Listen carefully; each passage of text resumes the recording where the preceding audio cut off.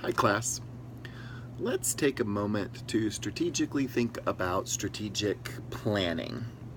I've graded all of the papers and there's a few things that have come up that I think that we have in common within the class, but also some things that I think go outside the realm of common that we also need to think about, or certain people will need to think about when they rewrite their papers. There are some people that I gave the choice to rewrite their papers. Those people just need to tweak what they've done a little bit more. I really believe in the learning part of the class, so I don't believe that grading is for punishment. So if you have missed the mark, then I really want you to have another chance. So you have until the end of week 9 to rewrite the paper if you received less than an 86.25. But here's kind of the whole idea. I thought of this metaphor for like a recipe, like if you're baking bread. If you were to put that in a table with an action plan, a resource, and a timeline, it would look like this. It would be like mix together eggs and flour. Then in the resources, you would need 3 eggs and 1 cup of flour. And in the timeline, you would say mix for 3 minutes. The idea here is that you need actual action steps, things to do that are going to move your plan forward in a linear fashion. That's what I wanted to see in the table, kind of this, here's what I'm going to do step by step to get this initiative through from a leadership perspective.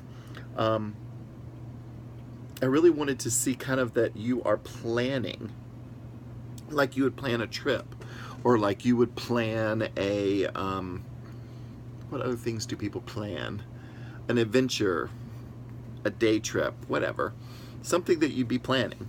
I wanted to see that, like a plan, not ideas or categories or different kinds of things that didn't really connect to this whole concept of what is my initiative, and then what am I going to do to make that initiative happen. Really, the part of this paper that's the most important is that table, is the actual planning. And then right before that, where you use data to talk about how this initiative is going to support the mission and vision of your organization, and what strategic planning ideas do you need to incorporate into your plan. You know, there's a lot of strategic planning that you've learned about so far.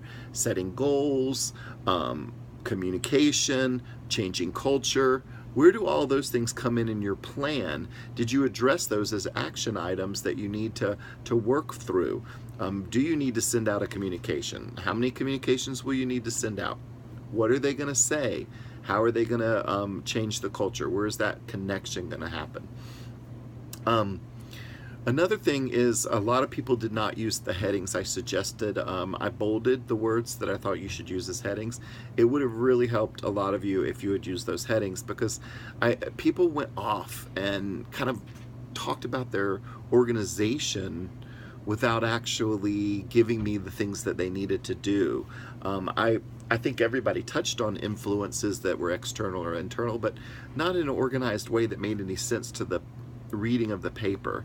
And to me, that's really of a good paper. So, you know, you have a D paper, you may have all the facts in it, but they're so confusing it's hard to tell. A C paper means that you have some of the facts in an order that makes a little bit of sense, but again, missing major chunks, or you can't see the major chunks because it's too confusing.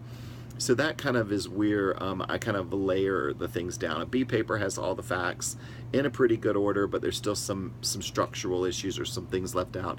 And then an A paper, you've got the good structure, it makes logical sense, you've covered all the points of the paper, that kind of thing. So in a very general sense of the word, because we use the rubric for grading, but in a general sense of the word, that's what I'm looking for in these papers. So, if you were asked to rewrite your paper, it's your choice. You can rewrite it or not, but you will need to rewrite it for the final paper.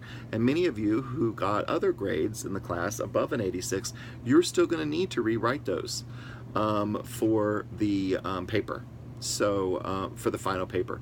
So look at my edits. A lot of the edits are in Crocodoc. So you'll need to just look in there. I've also attached, for some of you who had a lot of edits, I also attached a PDF. You should be able to look at that and see. But again, if you can't find your edits, if you have questions, if you want to brainstorm, talk about this, that's what I'm here for. Make sure you've watched all the videos in the class to kind of get a sense of where we're going, and we'll talk about this more as we get closer to the final paper.